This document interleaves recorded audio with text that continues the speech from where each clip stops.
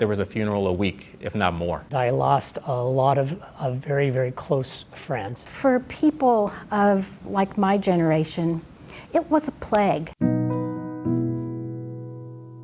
The AIDS Memorial Pathway is a place of reflection and remembrance that also is going to utilize technology to tell stories about HIV and AIDS and the history within our region. Also provide a call to action to end HIV/AIDS and stigma and discrimination. It's an effort to use public art and storytelling to talk about what the plague was like, how Seattle reacted to it, and remember people that died.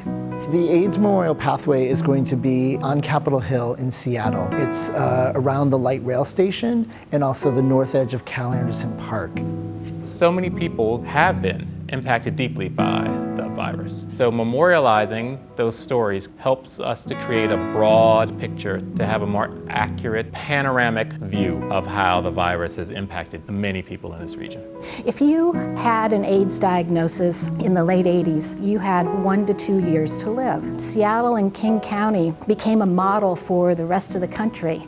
We set up this thing that we called the Continuum of Care, and there were services for people from education about HIV all the way to end-of-life care. No other city in the country was as coordinated. One of the things that I like about the AIDS Memorial Pathway is that it's incorporating different artist perspectives.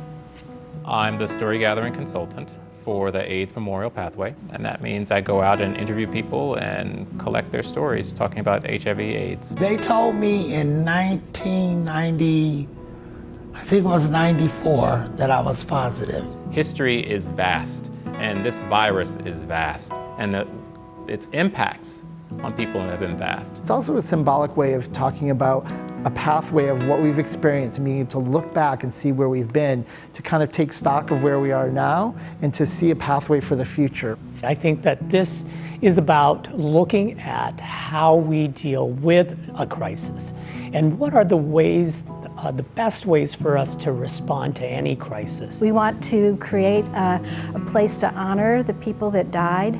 We want to commemorate what King County and Seattle did that made them a model.